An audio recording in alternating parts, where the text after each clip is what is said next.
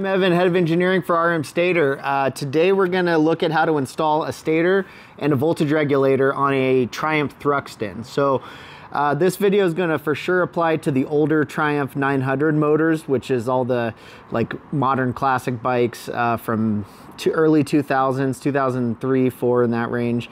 And I think this will apply on up into 2010 to 12, maybe somewhere in that range. I'm not an expert on all the fitments for these. This bike is a 2007, I believe, Triumph Thruxton that I got recently. And it's a great bike to show how to do this. I looked around and there's not many videos on YouTube or anything showing how to install a stator and regulator on these.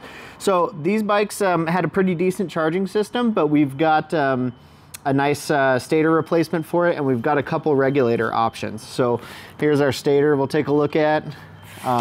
This is an OEM replacement stator. It's gonna go in just like the original. And then here is our OEM replacement voltage regulator, same size, shape, wiring, connector, everything is the original. And then we also have a MOSFET type replacement regulator. It's a little bit bigger housing, same connector. It will mount and install just like the original up under the headlight. It is a little tighter fit being the bigger housing. So that's an option as well. On this bike, we'll show how to do the stock replacement style. So to get started, we need to, we need to remove the seat so we can get to the stator connector. And then we'll get that stator connector, we'll get it loose, and then we'll get started pulling the side cover. So give me a second, we'll reposition and show you how to get started on that. So to get the seat off, now again, this is a Thruxton. This same steps will apply to a Bonneville in America, a lot of other Triumphs. They may have slightly different side panel or seat mounting. I can't cover all those, but I think they're gonna be pretty similar. Side panel drops over 2 hooks at the top here. There is a flathead screw right here that attaches the side panel. I've already loosened it and gonna remove it. Then we can lift up and remove the side panel. So we can see our stator wiring here, but we're gonna remove the seat because I've already been prepping this bike, and on some of these, the stator connector might be up under the seat. So I think it's safer to show you the whole thing. Okay, Aaron's gonna come over here and we will show you the back. The seat on the Thruxton removes with 2, they're 5mm, I believe, Allen head bolts that go under the seat to the rail right here. You can see one. So I've already loosened them. Now I assume the Bonneville is similar, but I'm just not sure. I haven't had one. But once that's done, you can lift up the back and then just pull the seat right off. You set it out of the way. Okay, then we can see under the seat here, we need to unplug the stator connector if it's sticking up under the seat. Like I said, I've already loosened it here on this bike. Get it in my hand here. So we can see the stator connector right here, 3 yellow wires, a 3-pin connector, and you need to push down on the locking tab and then you can separate it, okay? Now, you want to free up, here we go, the side going to the stator. So I did that right here, so now I have it loose, okay? The other side for the wiring harness for the vehicle will just stay hanging right there. Okay, let me come over to this side and we'll continue getting our wiring freed up. So we need the whole stator wiring harness free so it can come out with the side cover. So Aaron, if you want to back up here, we can show the whole thing. I'm gonna have to cut some zip ties that hold the stator to the wiring harness, but you need to cut any ties you have, anything to loosen the wire as it runs down here. It's gonna come underneath the motor and be held in place with a clip here. I think you can zoom in and show this. These are all 8mm bolts for the side cover. So you might need to remove this with a little wire holder in place. And then you'll be able to separate the wiring from the side of the motor. Okay, then to remove the stator cover, now if you're doing this on the side stand, I believe you could pull this cover and just lose a little bit of oil. You wouldn't need to drain the oil for the whole motor because the sump is pretty deep. So I think you can do that just fine, just you lose a little bit. I've already drained the oil on this bike. It's a good time to do an oil change if you need to do one. Okay, I've already removed the bolts or loosened the bolts all the way around just to prep for this video. So I'm gonna remove these. These are 8mm. They're all the same, so there's no need to document what was in what location.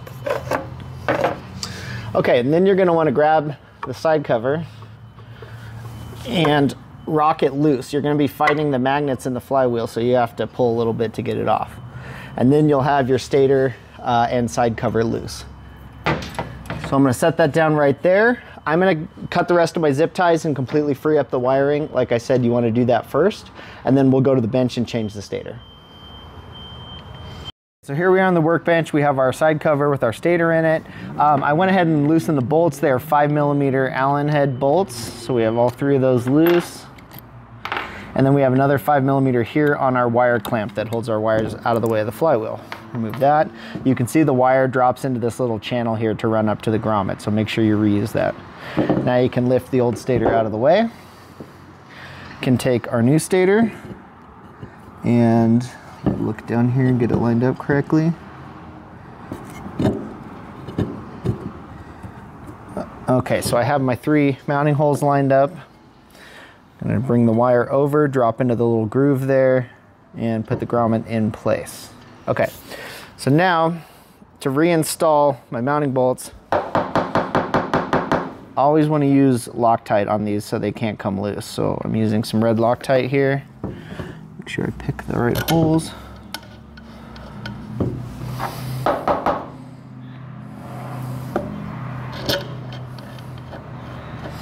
And get them all started. Okay, I'm using a gun here. I'll snug these up by hand, but so let me do it quicker to illustrate.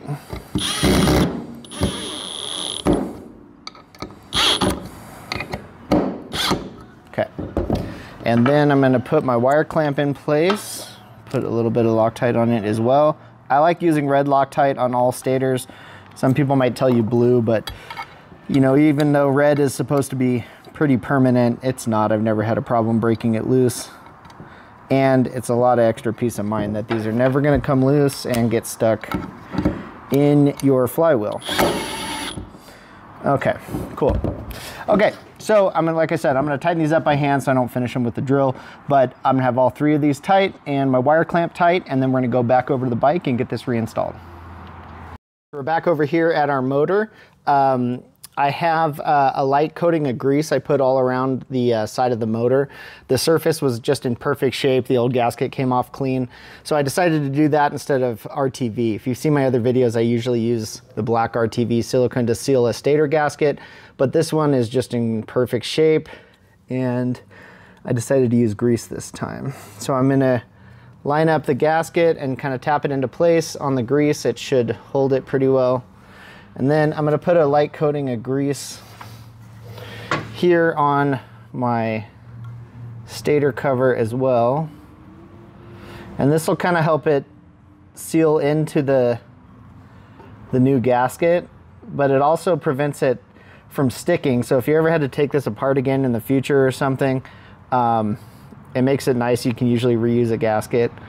But there's nothing wrong with using the RTV. Like if this wasn't in such nice shape, I feel like a lot of the bikes I do, the covers are in much worse shape for multiple stator replacements, and there's some gouges in them and all, so I wouldn't normally do this. But this bike has about 5,000 miles on it and is in excellent shape. Okay, I'm gonna line that up. There's some dowels there that will help line it up and kind of center the cover. The magnets will pull it into place, so very easy to do. Put all of mounting bolts back. And like I said, they're all the same size, so it makes it easy to do. Okay, so I got those all lined up, and then I'm going to run my stator wire right back down here where the original was, and I'm going to put the bolt with the little clamp back in place. Okay, so let me grab my gun here and I'm going to tighten these all back up. And I use this to be quick in videos, but I will finish all these by hand. I don't want to finish these with the impact gun.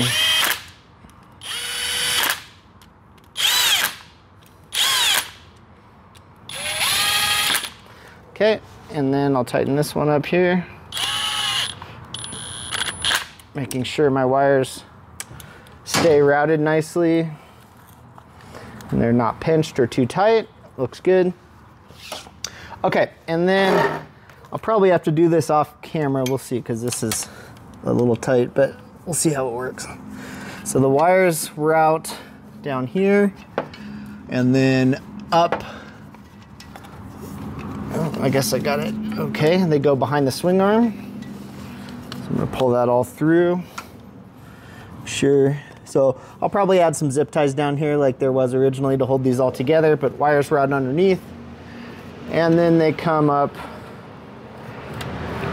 top here. There we go. Okay, and then here was our stator connector. You can see it already has dielectric grease on it, so I'm not gonna add more. Just gonna line it up and plug it right in. The connector clips in place. Put that under there. And I'll put my wiring inside. So, you know, your bike might be a little different. You can see this bike has a pod filter conversion. It has air box removal with this metal air battery box mount. So the wiring might have been moved around a little bit on this compared to your bike, but everything should be in the same general location. All right, so that's our stator done and plugged in, other than nicely tying up our wires, which I'll leave it up to you to decide how to do. And so next we're gonna do the voltage regulator, which is at the front of the bike. So we're gonna get over there and we'll show you how to do that. All right, so now we're gonna do our voltage regulator. So on this bike, the stator and the voltage regulator both plug into the bike's wiring harness. They don't plug directly into each other, which is why we have a new bypass harness kit that directly connects your regulator to the battery available. We'll do a separate video on that. This is just to show how to replace an original regulator. So we'll start, you could do these kind of in any order. We need to get access to the headlight bucket where the connector is, and then we need to remove the regulator. We'll do the regulator first. So I already have these loosened. These are 8mm bolts. Okay, so with both of those loose, you'll see that the regulator will hang loose here on its wiring, and that's also your turn signal bracket, so it's going to be loose as well. Okay, then we need to get to the headlight bucket because the connector for the regulator's inside of it. It looks like I prepped it on the wrong side, but you can see right here a hole. This is where a Phillips screw would be. I put it back in on the opposite side accidentally, but you can see it right there. Just a small Phillips screw. There's one on each side that attach the headlight bucket. So with those two removed, you can just lift the bucket up and out, or sorry, lift the headlight out of the bucket, and you can just let it drop. I put a plastic bag here on the fender. Okay, now inside, hopefully you can see this okay? Yeah, looks like it's bright enough. Okay, so inside you'll see lots of wiring connections. The one we're looking for is right here. It's a 6-terminal, 6-position connector that has 5 wires in it. You'll see it has 3 black wires on the bottom, and then a black with a red and black with a white. Okay, that is our voltage regulator connection. So we're gonna press in on the clip, disconnect it. Okay, it helps to move this metal wire clamp up and out of the way. Now you gotta do the fun job of getting the regulator connector out of the back of the headlight bucket. And just take your time. It's kind of a pain because there's so many wires in here. But you just need to move stuff around, line it up correctly. You see in there? Yeah, it looks like you can barely see it. There's a rubber grommet along the back. And once you line it up, you'll be able to pull the connector out the back. Okay, there we go. There's our old voltage regulator. Set it out of the way. Here is our new one. Looks the same connector. So we're gonna start with the wiring, because you might as well keep as much free space as you can back here to try and get this back in place. And I'm gonna do the same thing. I'm gonna have to move this connector around and line it up in the hole, pull it through, just like that. Then I can take the connector from the vehicle and plug it right in. Okay, guess I'll leave this out of the way for the moment. Oh, you know what? I'm gonna go ahead and mount the headlight and then we'll show you how to get the regulator back in place. Okay, so I went ahead and put our headlight back on. I just have it loosely mounted here with the Phillips screws on both sides, and then we're gonna mount the regulator. So you just have to line up the hole on the regulator with the hole on your turn signal bracket. And it can take a few tries because it's hard to see back there. And then you have to lift it up and get that started in the mounting hole on the triple clamp. And it's probably difficult to show all that happening. Hopefully Aaron's got a decent view of it there, but I'm gonna do the same thing on this side, line up the regulator, the bracket, and then start screwing it into the clamp. Okay, there we go. So I have both sides mounted. Now, at this point, I would tighten these up, obviously, to finish the job. I'm not doing that though, because I have a stripped thread in one of these that is tearing up one of the bolts. So I'm gonna clean out the threads on this. So I'm not gonna show that, but that's why I'm not finishing the tightening job here on this. Make sure you tighten up your headlight and the regulator, and then you're all done with your charging system. The last step will be to check it, and we'll show that in a few minutes. Okay, so the last step on any charging system work is to check the charging system. So this bike's always ran well for me, but it's relatively new to me. I got it somewhat recently. I noticed the battery's pretty old, the connections are crusty, and this battery's not in great shape. But the charging system is working, so we're gonna be okay to demonstrate this. But this thing's gonna get a new battery and our upgraded bypass regulator system, which we'll show in a different video. So I have my voltmeter connected. I'm gonna go ahead and start it up.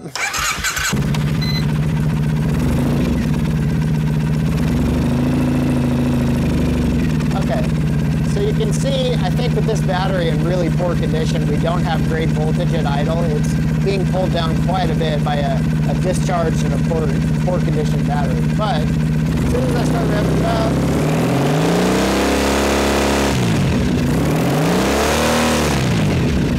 we see our voltage come up to 13.6.